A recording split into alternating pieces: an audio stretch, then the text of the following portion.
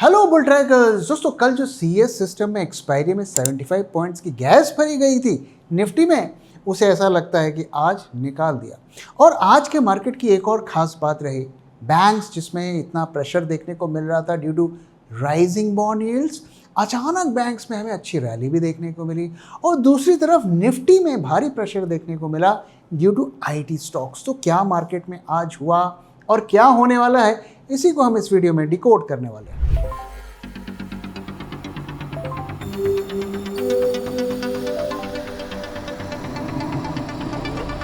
जब मार्केट की हो बात, बेटर आस्क बुल ट्रैक। सो आज मार्केट में हमें एक बड़ा कॉन्ट्रडिक्शन देखने को मिला। अगर ब्रॉडर मार्केट्स को अगर आप देखें सो उसमें अच्छी खासी हमें आज गिरावट देखने को मिली, 126 पॉइंट्स। इसमें से 75 पॉइंट्स ऐसे हैं जो आज सीएस एक्सपायरी के बाद देखने को मिला। और ये कोइंसिडेंस नहीं हो सकता कि कल 75 पॉइंट्स जो है एक्सपायरी में गेन किए गए थे सीएस सेशन में। तो ऐसा लगता है कि उसे आज अंडू किया गया। और ये कॉन्ट्रडिक्शन आप देखिए कि पीएसयू बैंक्स में हमें अच्छी रैली देखने को मिली और आईटी में हमें बड़ा फॉल देखने को मिला। All 9 constituents of Nifty IT index closed in red. So ये जो आईटी सेक्टर में प्रेशर देखने को मिला, इसकी वजह से मार्केट्स रेड में रहे।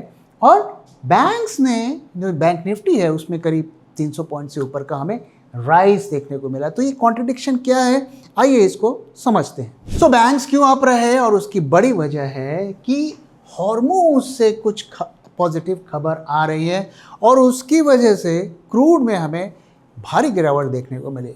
कल अगर परसों की बात करें तो 94-95 के आसपास क्रूड चल रहा था और एक बड़ा रिस्क क्रिएट कर रहा था। पिछले 2 दिनों में अच्छा खासा फॉल देखने को मिला और अभी लास्ट चेक 87-88 के आसपास क्रूड चल रहा था। सो इसकी वजह क्या है कि ईरान और हॉर्मूज के बीच में एक ट्रीटी जैसी हो गई है ताकि वहाँ से ट्रैफिक को राउट किया जा सके।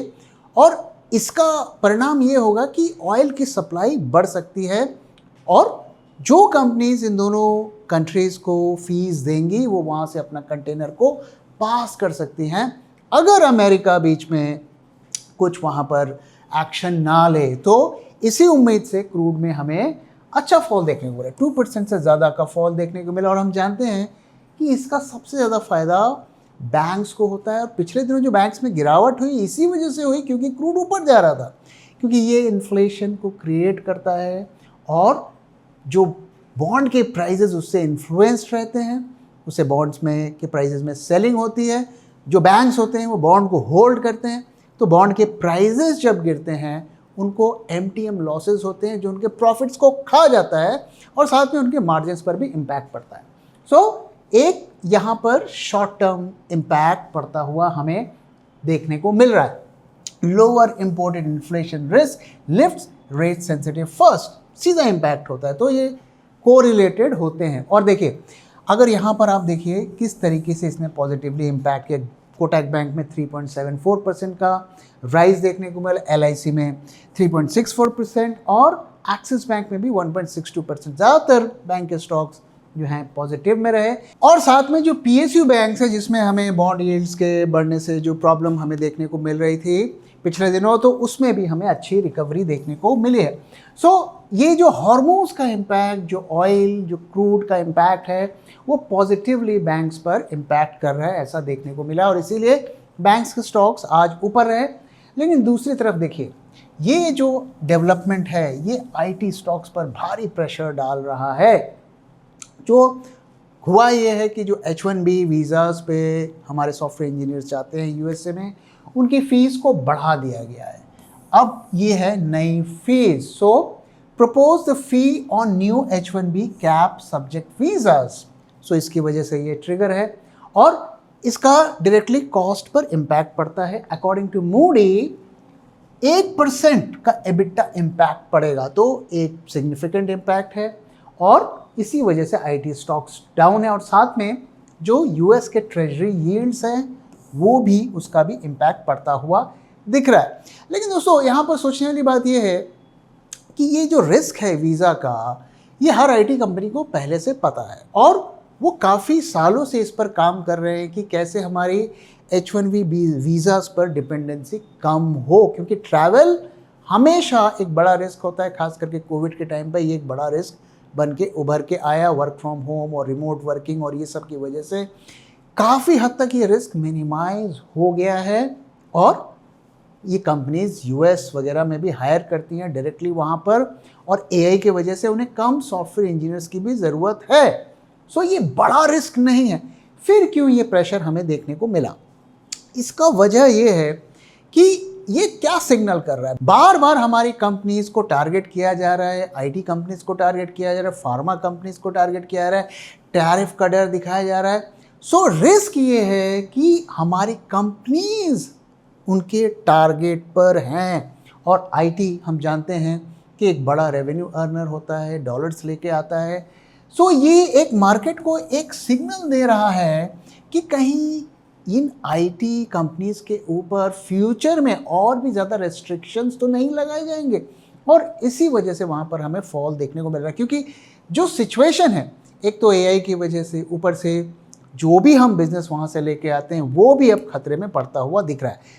इस वजह से आईटी सेक्टर इस वक्त एक बड़ा रिस्की बेट बन गया है, और बार बार आप देखेंगे कोई ना कोई ऐसी खबर आती है जिसकी वजह से स्टॉक्स में हमें फॉल देखने को मिलता है, और वही चीज़ हो रहा है। तो जब तक आईटी सेक्टर में बड़ी रिकवरी नहीं होगी, निफ्टी में भी बड़ी रिकवरी नहीं होगी, और आपने देख लिया कि सिर्फ आईटी सेक्टर ने ही आज मार्केट को गिराया। सो आईटी सेक्टर में अच्छी खासी गिरावट देखने को मिली, 1% से ज़्यादा, और लगभग सभी स्टॉक्स आप देखिए रेड में रहे, और 2% से 1% के बीच में हमें फॉल देखने को मिला। सो ये बता रहा है कि ये एक दो कंपनी का मामला नहीं है, ये पूरे सेक्टर का मामला है, और जब तक इस तरीके की खबरें आती जाएंगी तब तक यहाँ पर मेजर रिकवरी की उम्मीद हमें छोड़ देनी चाहिए। स्टॉक मार्केट में सबसे बड़ा कंफ्यूजन क्या है? कौन सा स्टॉक बाय करना है या सेल करना है, और किस प्राइस पर करना है? और इसीलिए हम लेकर आए हैं बुलट्रैक स्टॉक एक्सरे। बॉडी के एक्सरे की तरह ही बुलट्रैक स्टॉक एक्सरे किसी भी स्टॉक का रियल हेल्थ चेक करता है। ये 50 से ज़्यादा पैरामीटर्स पर स्टॉक को इवैल्यूएट करके आपको एक क्लियर स्कोर कार्ड देता है, जो बिना किसी कंफ्यूजन के बताता है कि उस स्टॉक को पोर्टफोलियो में रखना चाहिए या नहीं। साथ ही ये वो प्राइस भी बताता है जिस प्राइस पर आपको स्टॉक को खरीदना या एवरेज करना है। सिर्फ एक क्लिक में ये आपके पूरे पोर्टफोलियो को एनालाइज करके क्लियर रिकमेंडेशंस देता है कि हर स्टॉक में आपको क्या एक्शन लेना चाहिए। तो देर किस बात की, आज ही सब्सक्राइब कीजिए बुलट्रैक स्टॉक एक्सरे।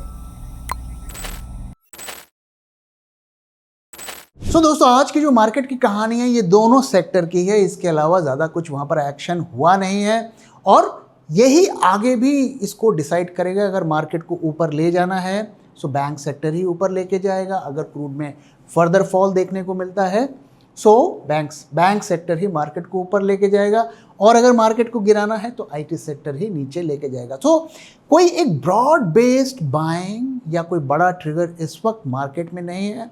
सो आपको इसी तरीके की कॉन्ट्राडिक्टरी मूव्स मार्केट में देखने को मिलेंगे। अब दोस्तों चलिए आज का डेटा देखते हैं और देखते हैं कि यहाँ से हमें क्या क्लूज मिल रहे हैं। सो आज निफ्टी सारा दिन रेड में रहा, बैंक निफ्टी सारा दिन ग्रीन में रहा, और यहाँ पर अगर आप देखिए सो क्लोजिंग के बाद जब सीएस की क्लोजिंग हुई उसके बाद 75 पॉइंट्स और निफ्टी गिर गया। सो 126 पॉइंट्स का फॉल हमें देखने को मिला है, और निफ्टी वापस से 24,207 के आसपास पहुंच गया, जो लेवल हम लगातार बात कर रहे हैं कि अगर मार्केट को गिरना है तो इसको पहले ब्रेक करना है। वोलेटिलिटी की पिक्चर अगर आप देखिए तो आज फिर वोलेटिलिटी गिरी है। निफ्टी में अगर आप देखिए सो फॉल देखने को मिला है, बट स्टिल विक्स में भी ड्रॉप देखने को मिला। रीज़न क्या है कि क्रूड का पॉजिटिव इम्पैक्ट मार्केट पर पड़ रहा है। कॉल आईवी पुट आईवी की भी वही सिचुएशन है, काफ़ी लो लेवल पर वोलेटिलिटी चल रही है। हम कह सकते हैं कि इस वक्त मार्केट में ईरान वॉर का कोई फियर नहीं दिख रहा है। विक्स ऑल टाइम लो पर है। पुट कॉल रेशियो में ज़रूर आज ड्रॉप देखने को मिला, और ये सरप्राइज नहीं होना चाहिए क्योंकि निफ्टी सारा दिन रेड में रहा, पोजीशंस क्लोज हुई हैं, प्लस कल के एक्सपायरी की पोजीशंस भी वहाँ से निकली हैं। और आज ओआई भी बहुत ज़्यादा ऐड नहीं हुआ। पिछले दिनों 2 दिनों से जो ये हाई OI देखने को मिल रहा था, वो रोल ओवर था, पोजीशन नेक्स्ट मंथ में शिफ्ट हो रही थी। लेकिन आज भी फ्रेश 10,000 कॉन्ट्रैक्ट्स ऐड हुए हैं, जो कि बुरा नहीं है। और एक और इंटरेस्टिंग चीज़ आप देखिए कि यहाँ पर प्रीमियम वापस से 200 के ऊपर चले गए। ये थोड़ा सा सरप्राइजिंग है और ये इंडिकेट कर रहा है कि शॉर्ट टर्म में मार्केट बुलिश बन सकता है। आगे जब चार्ट देखेंगे तो इसके बारे में और बात करेंगे। और नेक्स्ट मंथ में भी आप देखिए प्रीमियम में राइज देखने को मिला है। और अच्छी चीज़ क्या है कि आज का टर्नओवर भी एवरेज से ज़्यादा है, एडवांस डिक्लाइन भी जो है ज़्यादा है, बट कल एक्सपायरी में बहुत ज़्यादा शॉर्ट्स नहीं कटे हैं। अब देखिए हम 1.45 के आसपास थे, बढ़ते बढ़ते हम 2.2 के आसपास पहुंच गए।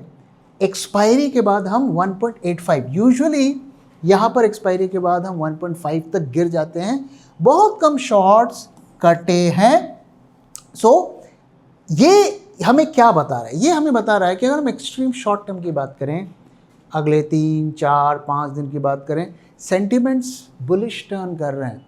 लेकिन हम थोड़ा लंबा, अगर हम पूरे 1 महीने 2 महीने की बात करें, शॉर्ट्स नहीं कट रहे हैं। शॉर्ट्स अभी भी सिस्टम में बने हुए हैं, खास करके FIIs के। सो ये डेटा क्या बता रहा है? शॉर्ट टर्म में बुलिश इंडिकेशंस देखने को मिल रहे हैं अगले 2 से 4 दिन के अंदर।